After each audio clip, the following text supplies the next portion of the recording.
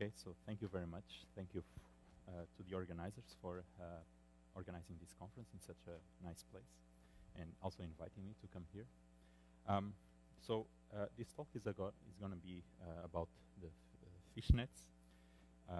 So we'll have 3 in a row, so I'll try to start with a gentle introduction for the first part of the talk.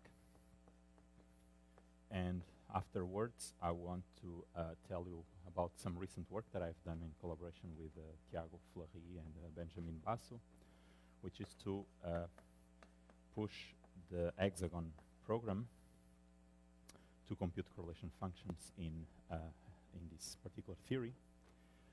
So that's roughly the plan.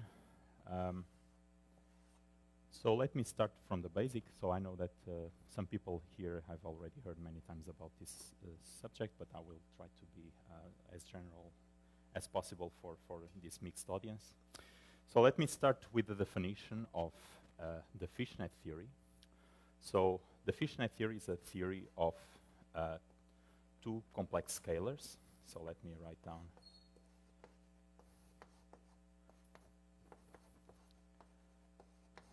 which are coupled through some 5 to the 4 interaction.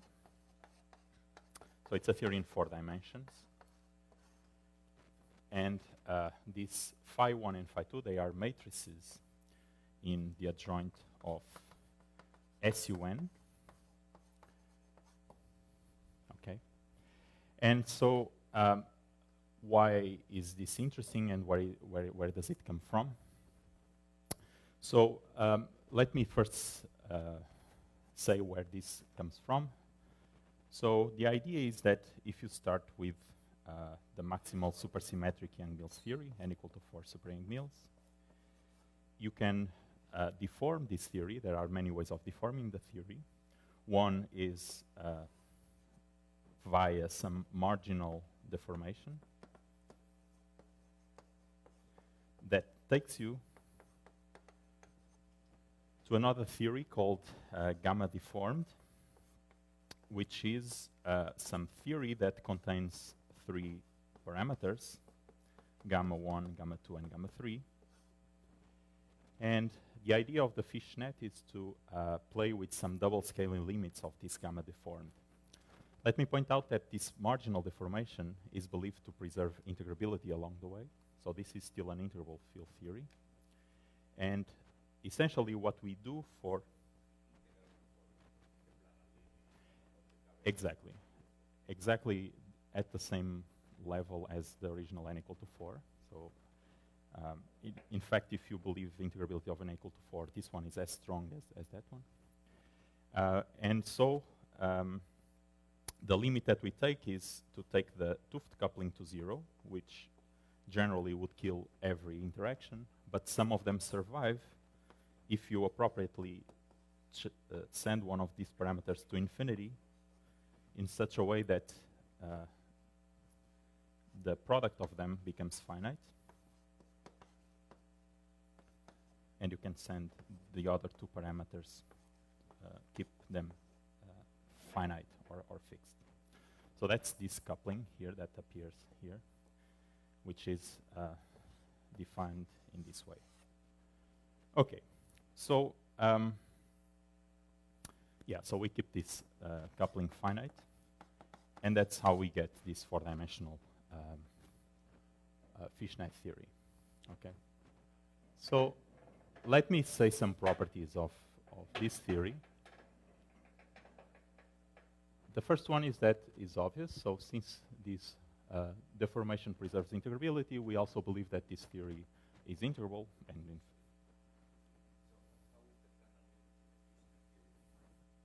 yeah, so these matrices are still SUN matrices, even though I don't have any gauge symmetry. And so you just do exactly in the same way. So if you compute correlators, there will be some color indices, and you do... it's now this coupling psi, so that plays the role of the 't Hooft coupling.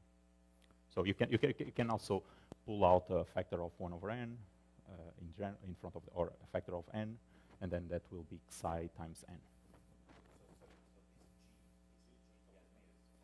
It's a Tuft coupling. Yeah, I'm sorry. Yeah, this is maybe square root of lambda or something. Yeah. Okay. So this theory is, we believe that it's integrable, but we would like to ask the question whether the theory is still a CFT, so whether this, this marginal deformation is exact or not, or in particular, just regarding at this theory, whether it's integrable. So one of the features that you can immediately see is that given this single vertex that you have, which is something like, so let me use this notation for a phi 2 that crosses a phi 1. So that's the only vertex that you have. In particular, I'll say this later, but in particular, this theory is not real because there's no the complex conjugate there. So you have really this single vertex. What you can see immediately is that this coupling cannot be renormalized, cannot run, so the beta function is 0. But at least in the large n.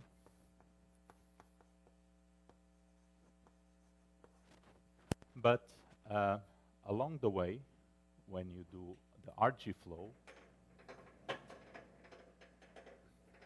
there are double traces that are generated of the form, for example, trace phi 1 square, trace phi 1 dagger square, plus other types of double traces where you put here all possible fields, phi 1, whatever.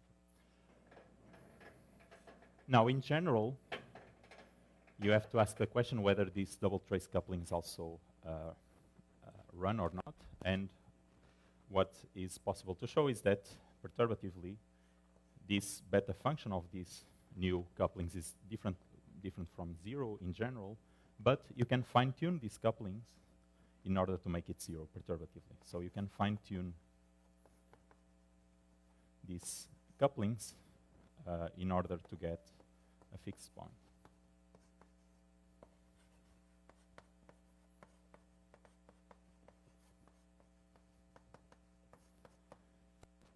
So this is indeed a CFT.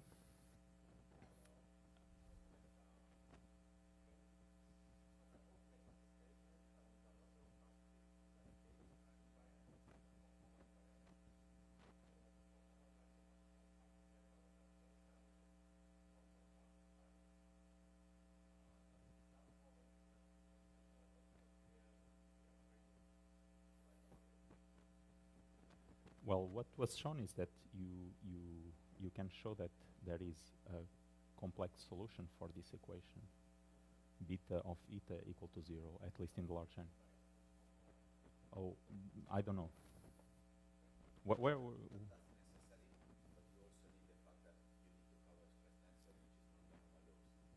okay. Well, I think that hasn't been tested.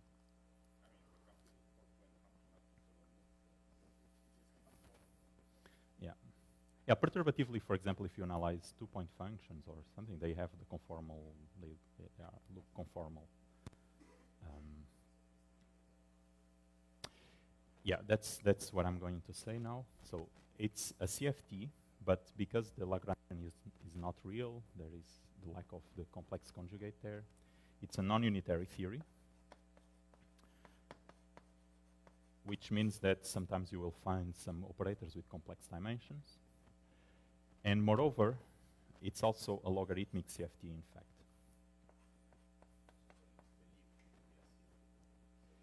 Sure. Okay. Perturbatively, yeah.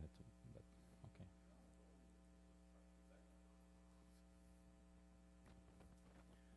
But you would have to do for all correlators, maybe.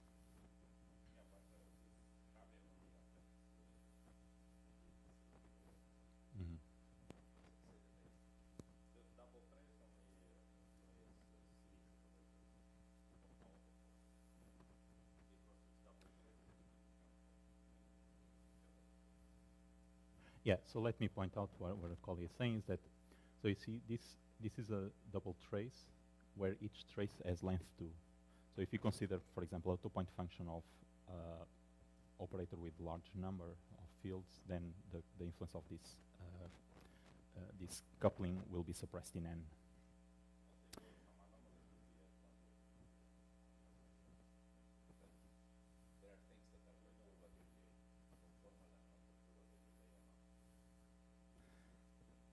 Okay.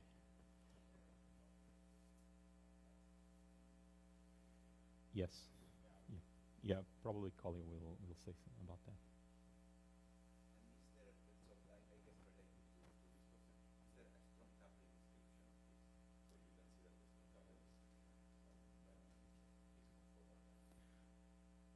After the next 2 talks will be about that. Yeah. So there is also this property that the theory is non-unitary, but also it's a logarithmic CFT, which means that there are some cases where the dilatation operator is not diagonalizable.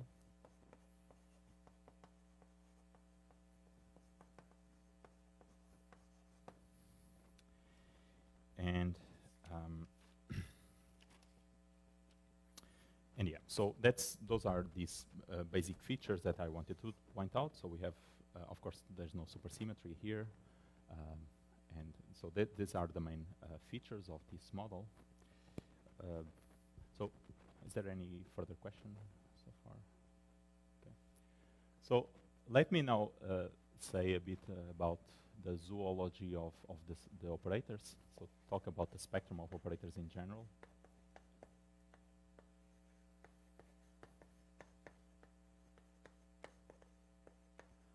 So there are different families of operators that you can construct out of these elementary fields. So perhaps the simplest one is the analog of the BMN vacuum of n equal to 4, which in that case it's a protected operator due to supersymmetry, but here is not protected. So it will get corrected. And you can see that if you look at the 2-point function of these operators, for example, if you consider such operator inserted at the origin and at infinity.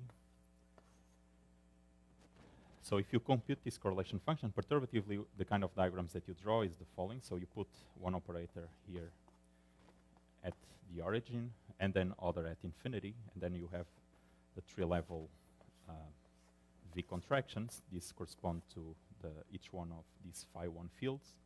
And then you see that with this, with the vertex, there are phi2 fields that can circulate around.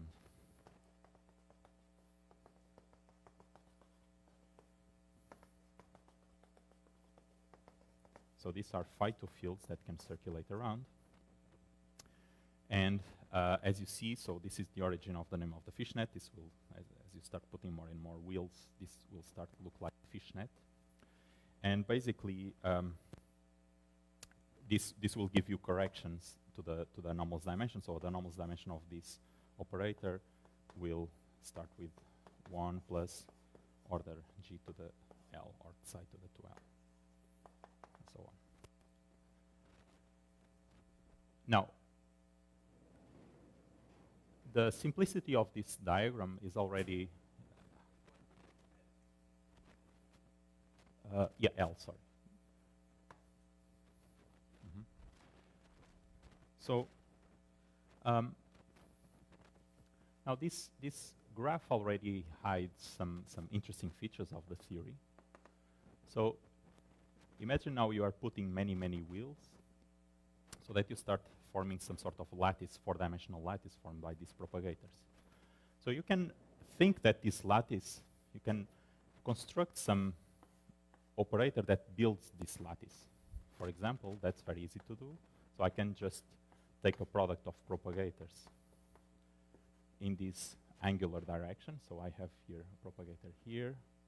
So I can take a product of these propagators, where, for example, I have here xi plus 1, and so on and so forth. So these are the angular propagators. And now I can also construct the radial propagators. I imagine that this operator will act on a basis of delta functions. So I can put here a box and use the property that the box acting on some delta function in 4 dimensions will give me this propagator. Okay, so this operator acting on a basis of delta functions will generate this whole lattice.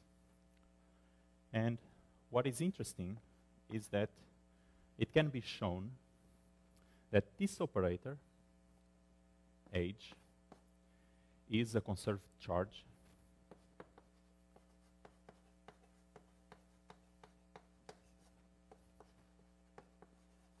among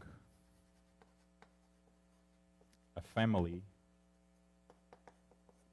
of infinite commuting charges.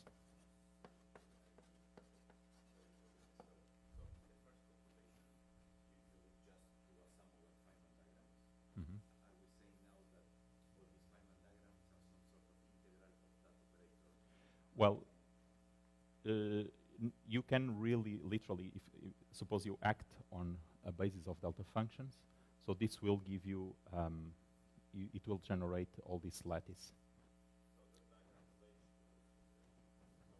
Yeah.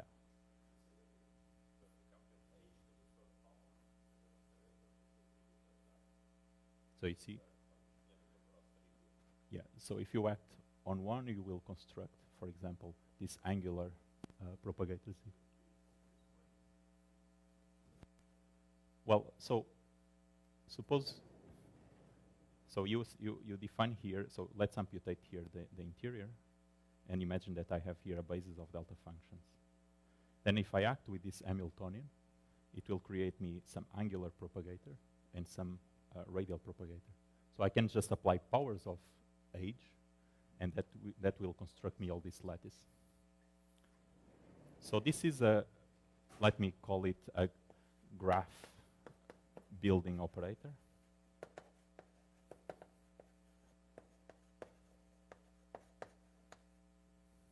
Okay, and what can be shown is that this graph building operator is in convolution with an infinite family of conserved charges, which is generated by some transfer matrix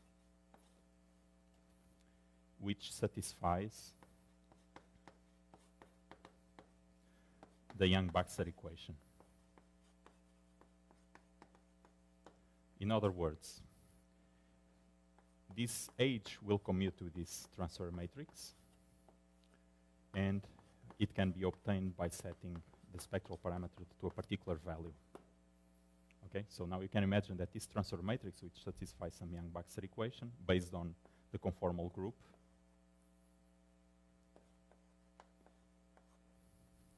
by expanding on the spectral parameter, you generate a family, infinite family of conserved charges, and this Hamiltonian, or this graph building operator, is one of these conserved charges.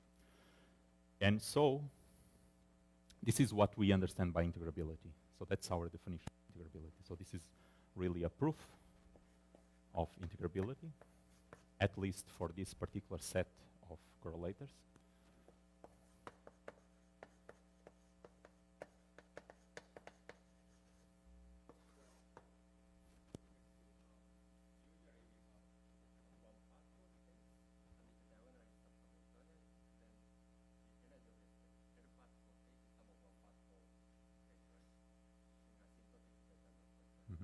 But here there's not yet excitations. This is the vacuum.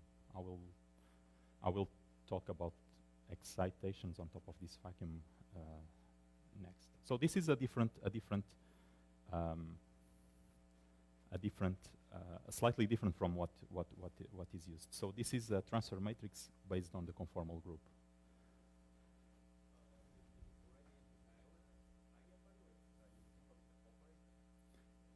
Yeah, this H is an operator. So yeah, it's an operator. Yeah. So if you diagonalize it, you will get a certain number, and let me just pick precisely on that. Yeah. Well okay, so let me pick on that, because if you are able to diagonalize this operator, then you're able to construct any correlator just by overlapping these wave functions, right? So, so I think Collier will talk about that. So diagonalizing this operator, you can imagine now that you just do the whole series in powers of h, something like, which you can write in the spirit of Schwinger-Dyson equation. And then if you know the eigenfunctions of this operator, you just overlap them and deconstruct the whole set of wheels. Okay. So the observation of integrability in this context is not merely for the sake of curiosity. It's actually practical, and Nikolai and Volodya Kazakov and others were able to, for some particular cases, diagonalize exactly this Hamiltonian and construct, for example, a 4-point function of this type of operators where just wheels participate. So now let me mention more about excited states.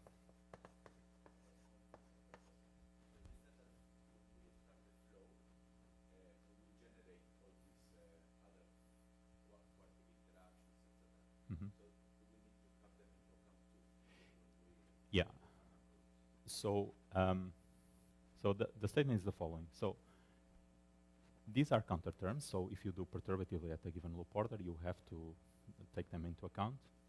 But on the other hand, what has been observed is that if you're able to resum all set of Feynman diagrams and then re-expand, you get some finite answer, and so you don't need even to take into account these double traces. So these double traces seem to be only an artifact of perturbation theory.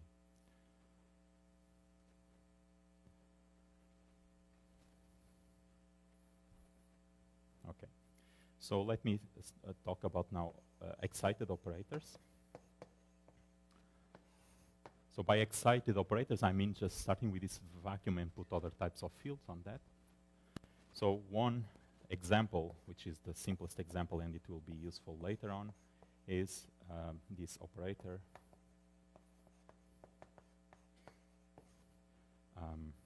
where I put a bunch of phi1 daggers. And what happens here is that if I think of this trace as a bunch of phi1s, which I can put some arrow to distinguish, and at some point I put a 1 phi1 dagger with the arrow in the opposite direction, then you see that you cannot, the phi2 fields cannot circulate because you don't have this vertex, which means that this operator is protected in the sense that its dimension is equal to the tree-level dimension at all loops, not because of any supersymmetry, but it's purely a dynamical effect. Another type of operators, which are perhaps the most natural to consider as excited operators, is to put some phi2s on this C of phi1s. So what happens here is that now I have a bunch of phi1s, a series of them, and at some point I will put some impurity, some phi2, and what perturbatively, the only thing that can happen is that this phi2 will move to one particular direction. That's the only way it can get out. So all the perturbative corrections are of this form. Yes.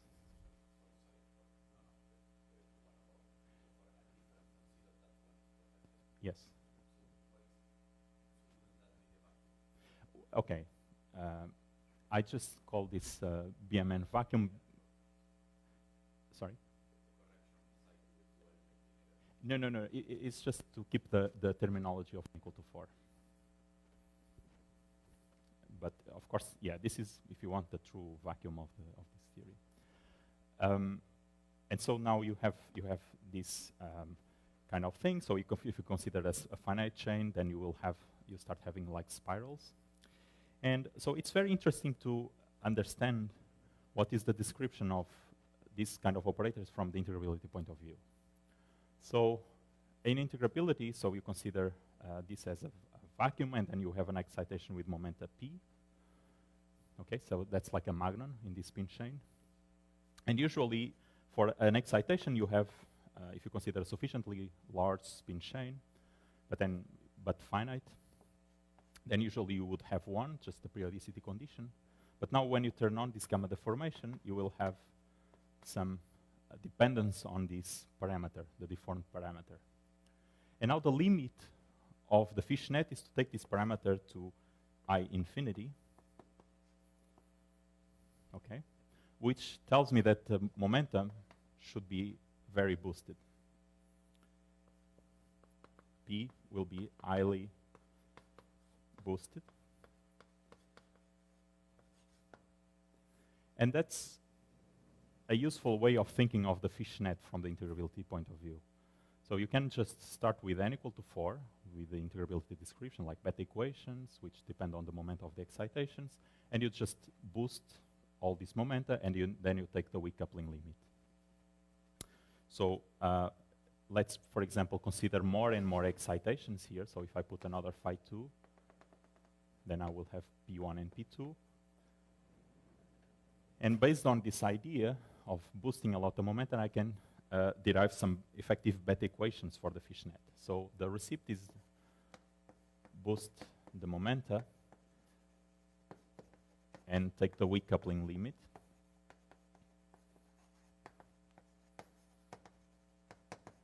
And if you do so, you get some beta equations starting from the ones of n equal to 4.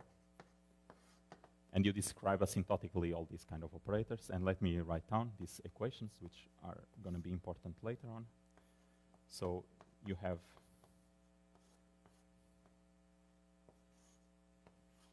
this, which is the old e to the IPL of the beta equations.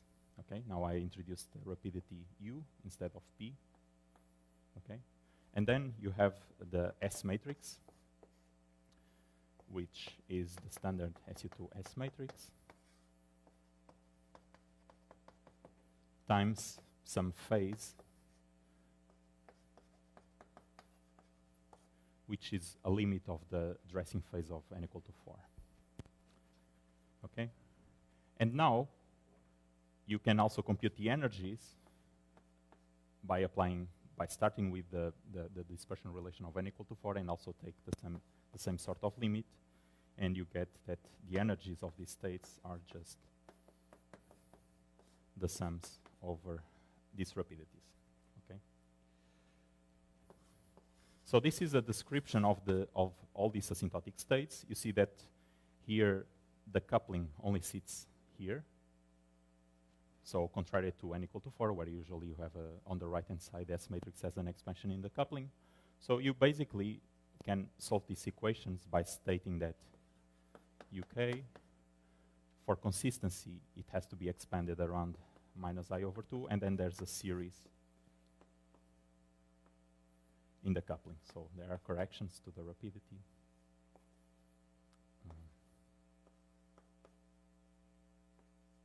And that's it. So you just start with this solution, and then all these corrections will give you. So the coupling dependence will come implicitly from the solutions of the beta equations, not anywhere else, from anywhere else. Okay, so, and so this is perhaps the last thing I will say in this introduction, that you can play the same game in other integrable field theories that we know in different dimensions, for example, in the ABJM case, and can generate other type of fishnet theories. For example, let me say that there is an analog of this in 3 dimensions, where you start from ABJM.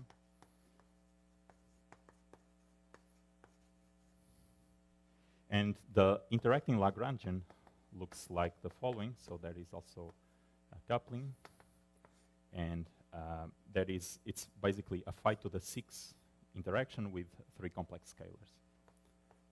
So that's also a particular limit.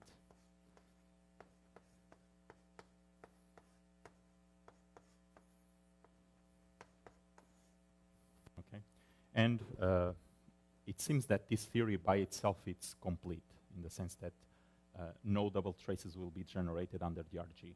So this is, there's claims that this theory is exactly conformal as it stands. And the corresponding fishnet diagrams here in this case will be some triangular lattices.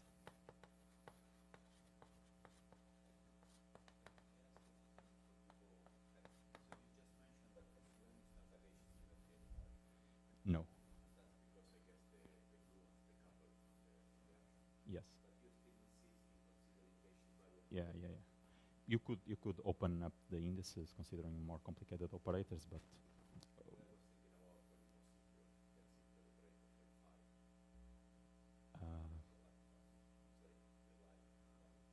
yeah, it's you could. Yeah.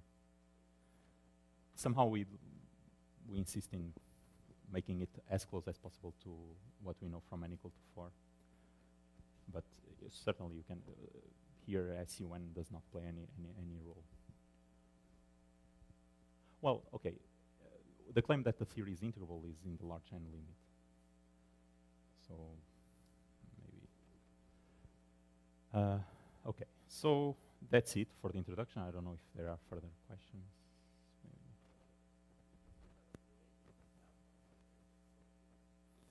So it's somehow similar. So what changes if you start putting here not, for example, only phi 1s, you can start putting a phi 2. So, and let me put a phi 2 in a different color. So a phi 2 would do something like, it would spiral around. Now you have to forget about these wheels, that they will no longer be there, but it would. Yeah. But let me say the following. So the answer will be, of course, different because of the boundary conditions here. They are different. They are not exactly the same, but in the bulk, they look very much like fishnets still. But you have to modify this transfer matrix. The transfer matrix will be something else. Or said differently, the Hamiltonian is a bit different.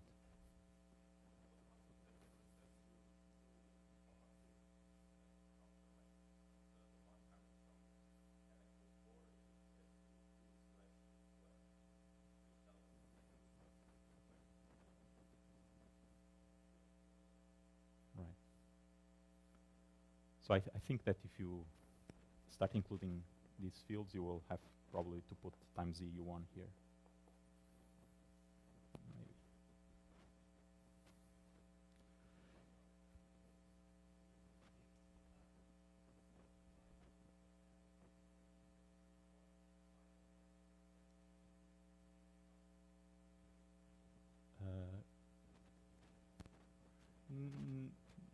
Maybe. It depends where you put, but you can, because I mean, you can consider. So, for example, if you put somewhere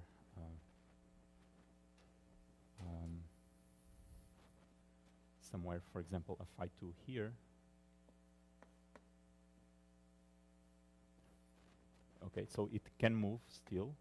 It can cross this phi 1 line, but then it hits a wall, and then it has to go there. So this kind of operators, this looks very strange, and this is precisely the origin of the fact that you have the Hamiltonian is not diagonalizable. So this kind of operators, there will be some operators which are fine in this dilatation operator, or in this basis, but then you will find some Jordan cells that you cannot diagonalize. And it's precisely related to this phenomena that there are these walls where the magnons cannot penetrate. Okay, so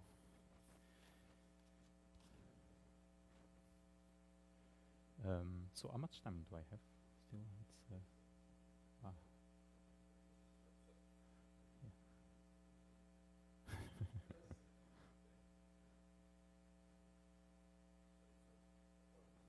okay, good, perfect.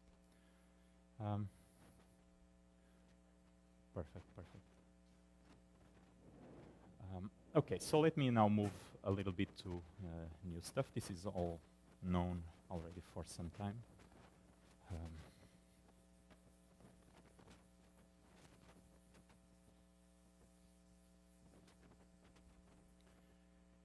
So, so now let me move to 3-point functions.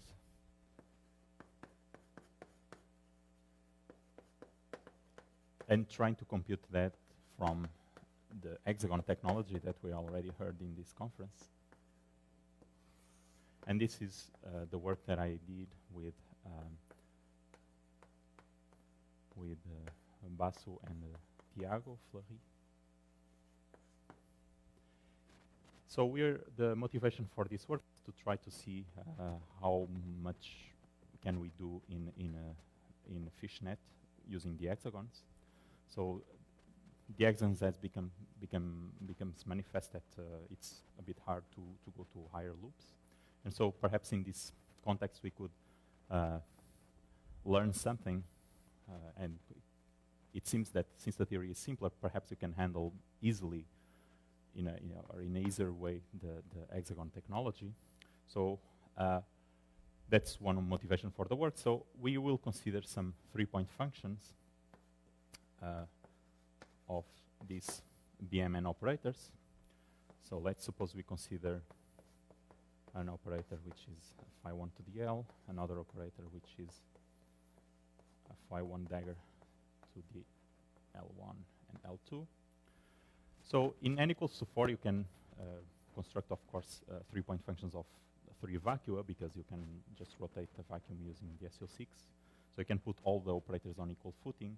But since you don't have any more R symmetry, you cannot do that. So you have to kind of consider a third operator which is not going to be on equal footing as the other two ones. And we'll precisely take one of these operators, this true vacuum of the theory.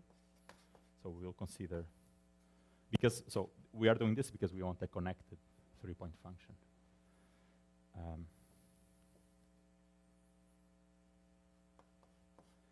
So we consider an operator like this. So the picture that emerges when you try to compute a 3-point function, let me perhaps draw here.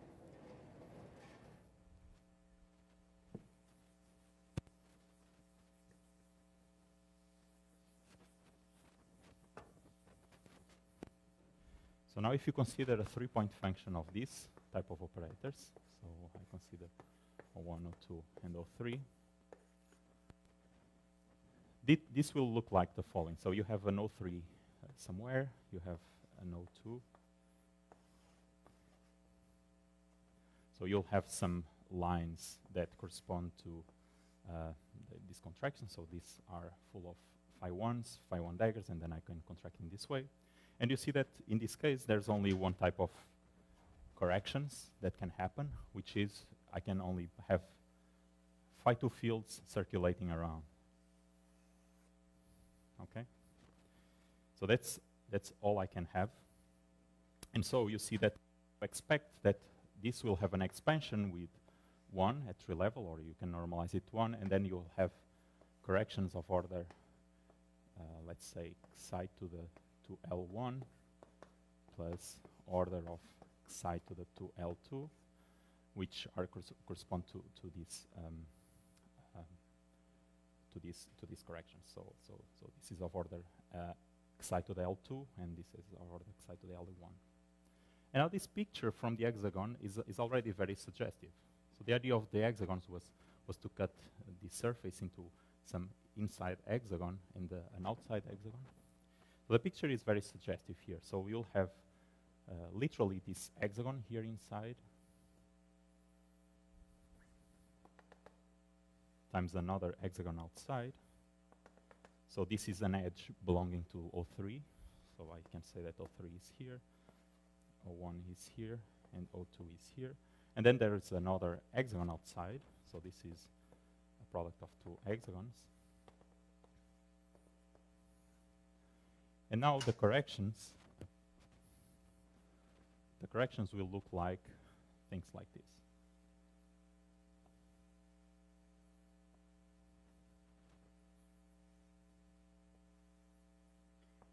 where I'm identifying these edges, like for example this with this, and this with that, and this with that.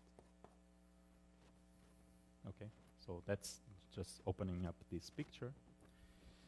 Now, you see that the fields that you can have here, so this will be phi2 fields that can circulate here. So I can have here a phi2 field that gets into a phi2 dagger field. That's the only thing that can happen. And the same in the same way here.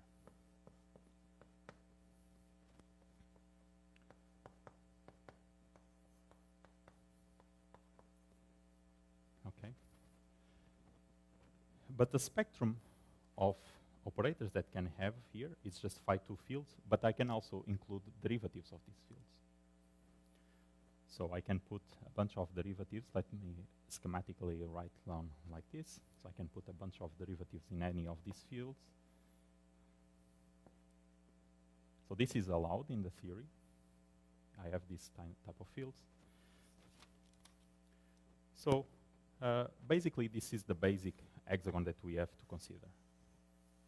So we would like to understand what is an hexagon where I have a multi-particle state made out of phi2s and derivatives in each of these edges. Okay. So as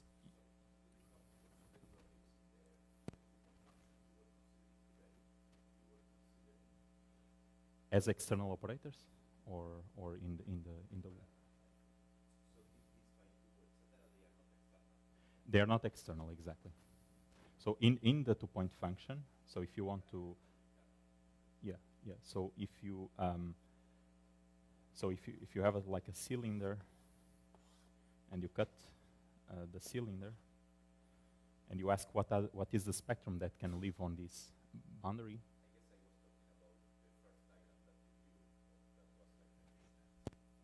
Yeah.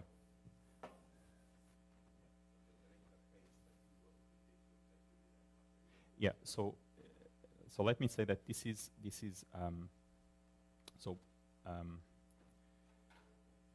here this is a Feynman graph, which I'm trying to translate into some integrability type of language, in the sense that in integrability you have the spectrum of operators, but on these mirror edges you have basically another spectrum of operators, and all I'm saying is that the spectrum of operators that are living in this mirror are the same fields as the physical theory, but in addition I have to consider derivatives. They are so-called bound states, if you want.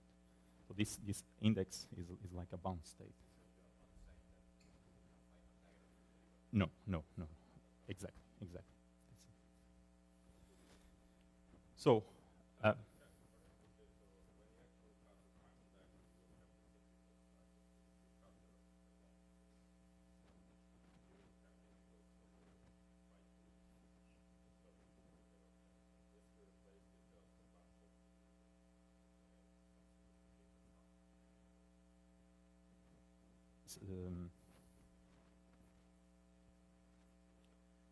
not really.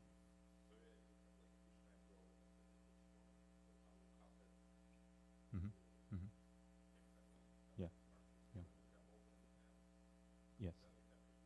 Exactly. Yeah. Absolutely.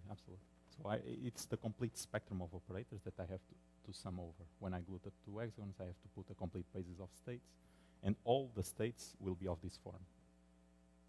Phi2s and exactly, absolutely. That's the sum.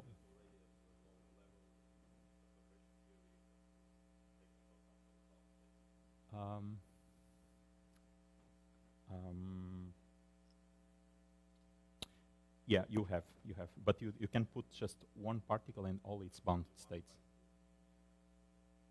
Yeah, it's one phi2, but all its derivatives. So, so the first thing that we can ask is, how do these particles scatter? How these fundamental particles and the corresponding bound states, they scatter? So So you can answer this question by starting from n equal to 4, because there you know how do things scatter, and things scatter via some S matrix, which is as the symmetry SU2/2 squared. And you can make manifest this symmetry by writing down each of these fields, say a phi 2, it's going to be, say, phi 1 dagger, so where each leg of this field lives in an SU2/2. Each of these copies of SU2/2. And the same for a phi 2 dagger.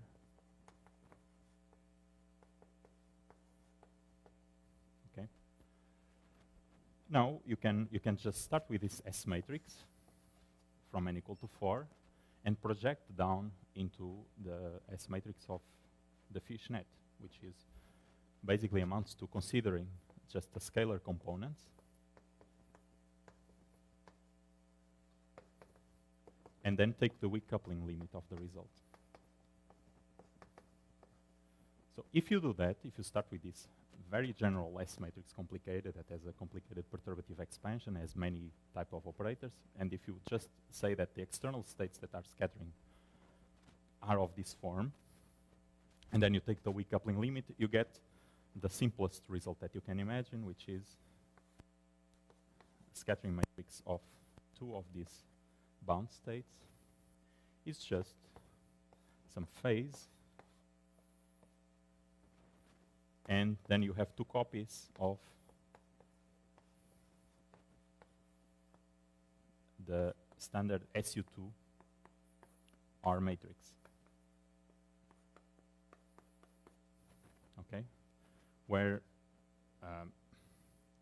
this matrix is of course very well known. It's the standard matrix in integrable models. So for example, when I consider the lowest case where I have just one derivative, this is nothing but the standard U plus IP. So that's the XXX spin chain. And then for higher bound states, you just take fusion of these R matrices. So that's the simplest case that you could have. This S matrix, this phase, is a certain explicit function which depends on the rapidities and the bound state indices, and it's basically a product of gamma matrices. For example, let me write one explicit, things like this.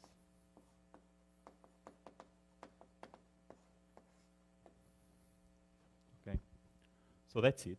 So this is how particles scatter in this model via the standard prototype of an integrable model, which is the rational XXX spin chain.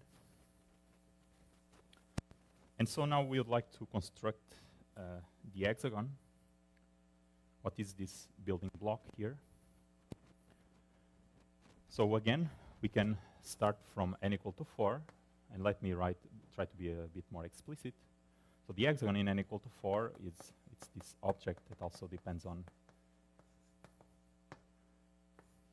a bunch of indices. So you consider n particles on this hexagon, living on the edges of this hexagon.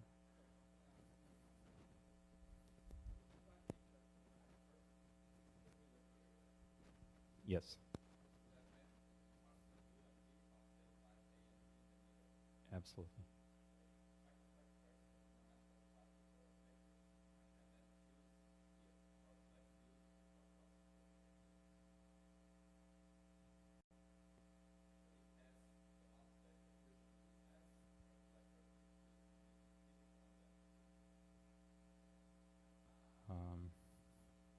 Yeah, this is always this question whether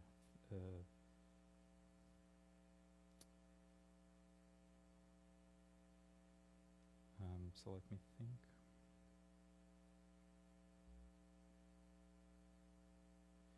So usually it's safer to fuse in the physical channel and then do the analytic continuation. So that's what we do here.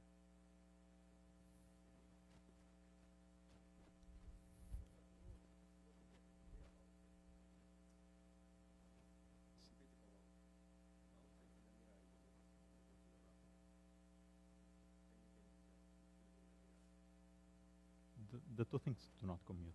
That's, if you do,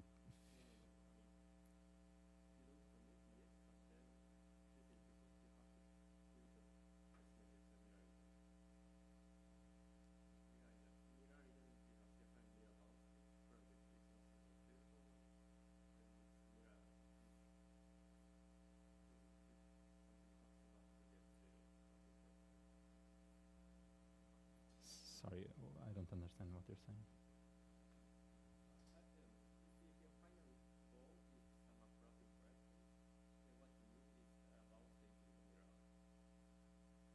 Mhm.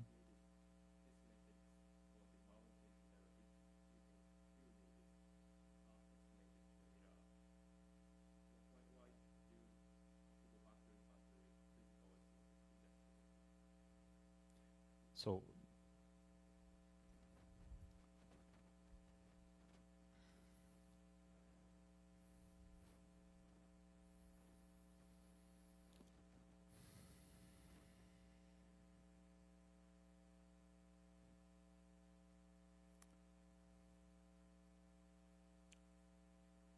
um,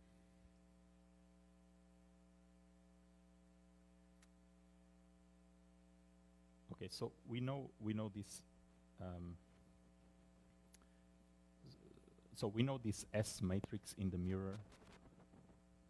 The question is how to, regardless of being on the fishnet or not, is the question, what is this S matrix in n equal to 4? So you can just pick the S matrix in the mirror theory and then take the weak coupling limit.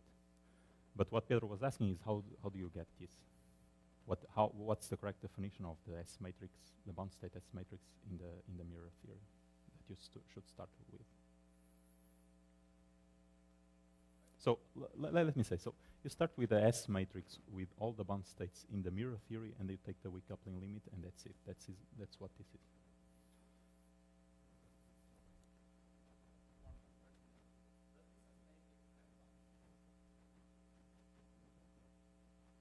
This S matrix?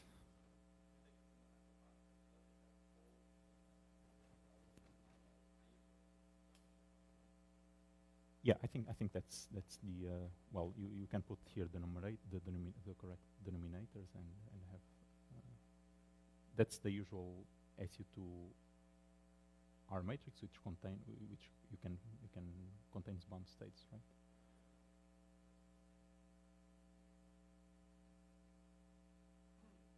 Well,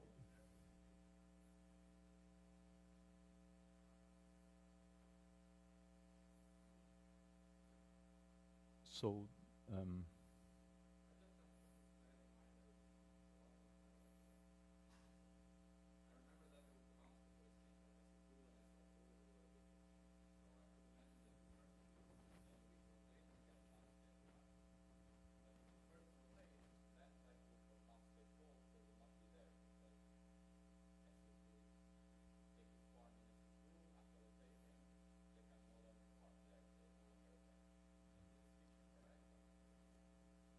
Okay.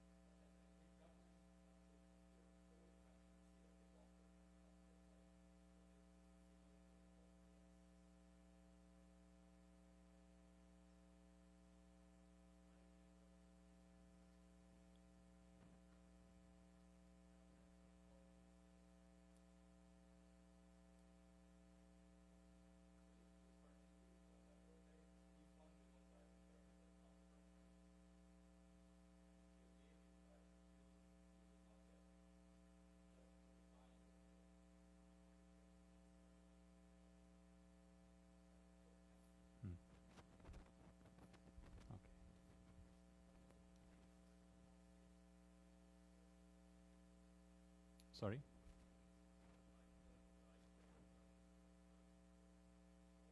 Yeah. Yeah. Yeah, absolutely. Yeah. That's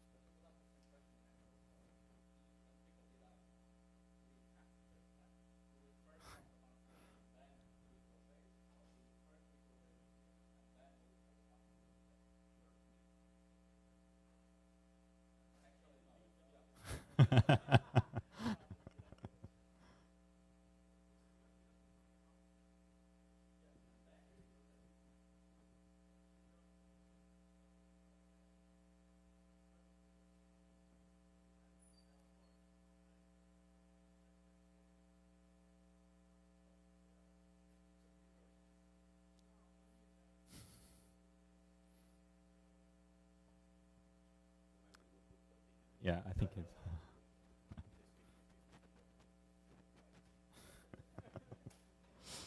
Okay.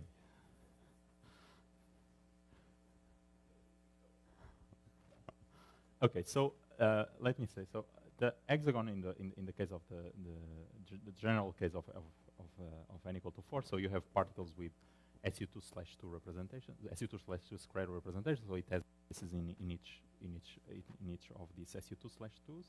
Then you have some trivial prefactor which is explicit, it's factorizable, and then the main part here is this matrix element of the one copy of the SU2/2S matrix. So that's a conjecture, or well, that's what an hexagon form factor is. So now the task is again very clear. So we just pick the components that we want, like this. We just pick the scalars and take the weak coupling limit.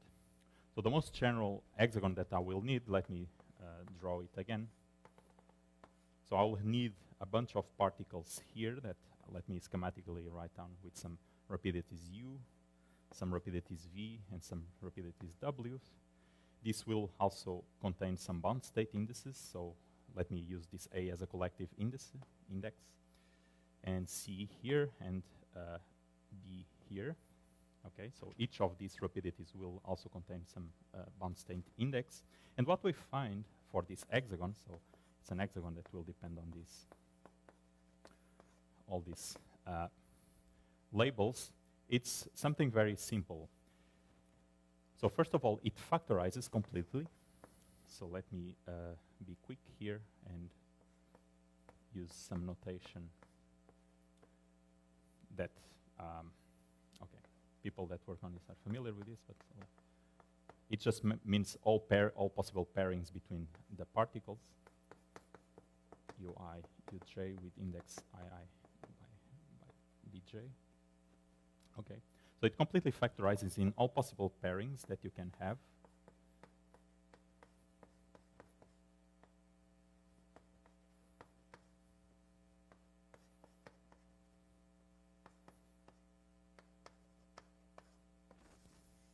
With some things in the denominator, though.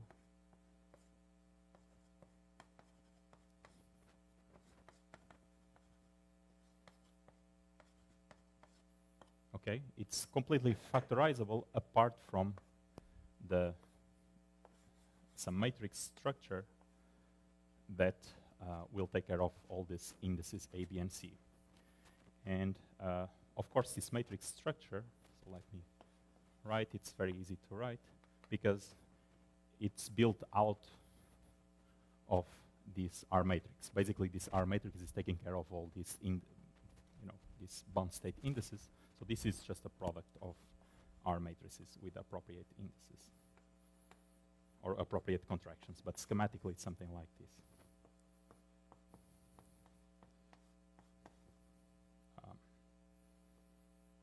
AC UW. And finally, this elementary age is essentially, for two particles, is essentially this dressing phase. That's basically this piece here. Okay, and that's it. That's the complete hexagon form factor for, you can put any particles in the, it's explicit as it can be. And you see nothing here depends on the coupling except for global factor here, which is psi squared. Okay.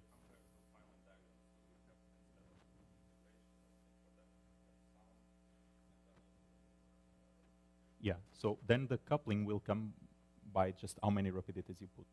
But everything else is explicit. There's no expansion that you have to do whatsoever. So that's it. That's the answer. And in particular, you see, if you consider here no bound states, so you don't have this matrix structure, and it's completely factorizable. So, and this is highly non-trivial because, in general, if you don't have bound states, you have to compute this S matrix element, and this is usually a mess. So it's kind of surprising that things get completely factorized. Plus,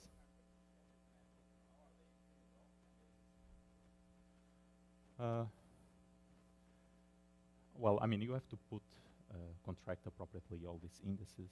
So this R matrix, it's a product of R matrices, and you have to contract. So I'm scattering all the bound states. So imagine you scatter all these bound states, and of course, by scattering, you have to include.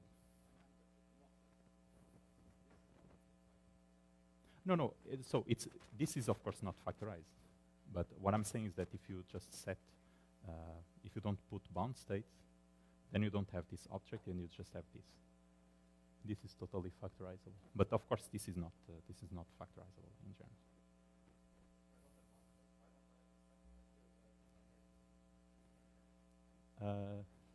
No, if you don't have bound states, you don't have an R matrix, because this is the abelian part, if you want. If you consider the abelian part is completely factorizable.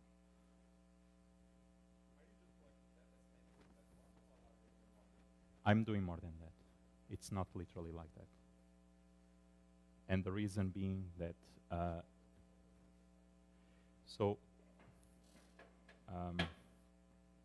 it's a bit more subtle than that, because if you start from n equal to 4, and you want to take the weak coupling limit, you cannot get rid of loops of fermions that live inside. So you put you basically, to compute this form factor, you have to compute this partition function where you put externally scalars, but internally there will be contributions from the fermions of n equal to 4, and it's by taking this contribution of internal loops of fermions that will not appear as external states, of course, because the theory doesn't have them, you end up here. So it's not just plugging this S matrix inside and evaluate this matrix element.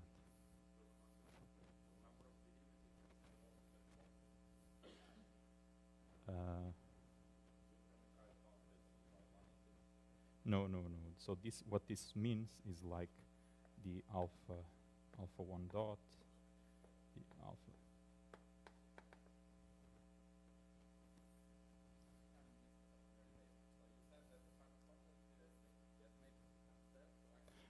Sorry. This is you mean here? This is not that S matrix. I'm starting with n equal to 4 S matrix, and then maybe it's confused. I just want to say that the bounds, I will need to know this S.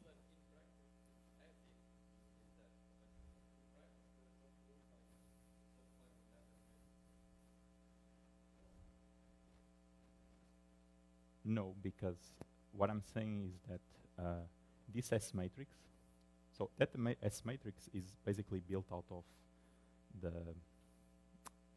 so in this notation of Beiser, this parameterization of Beiser, there's this A and B that the matrix element that just involves the scalars, and that's what that is. But what I'm saying is that there are contributions of fermions, internal fermions, that come with other matrix elements, and that's important.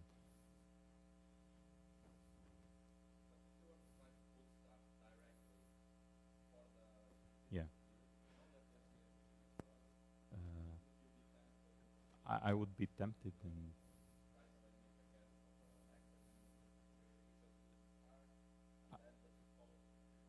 I don't think so. I think as far as I can tell.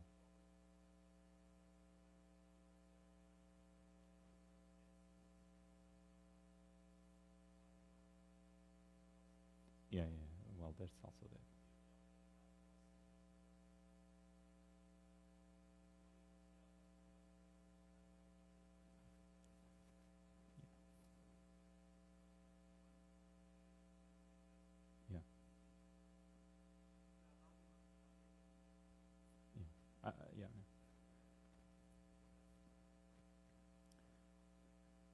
sorry, I'm being a bit sloppy here because, you know, all these U's, they are not all living in the same edge.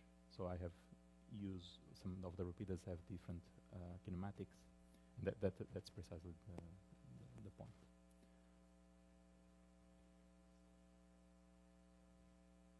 Yeah, the coupling is only,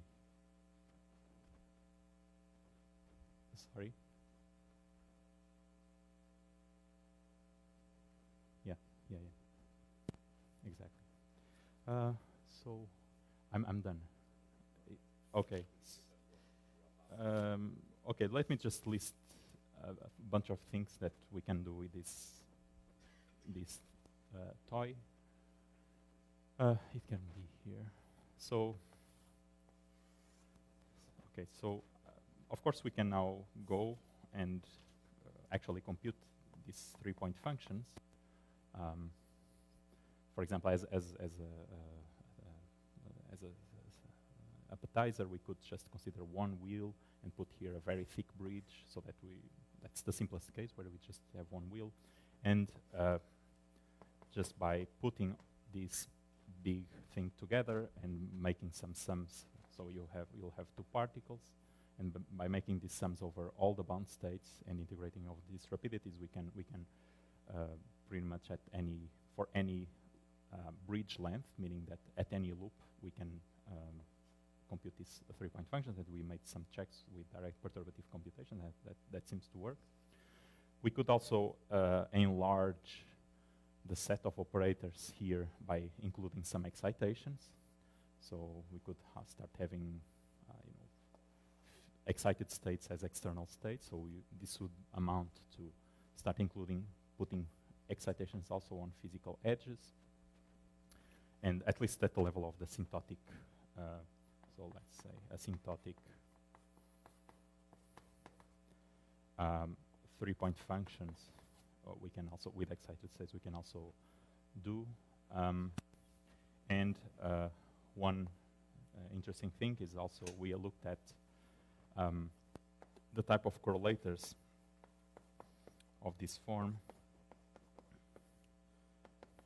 with the Lagrangian insertion, which has been studied by Costa, which is known to be given by the derivative with respect to the anomalous dimension, and we were able to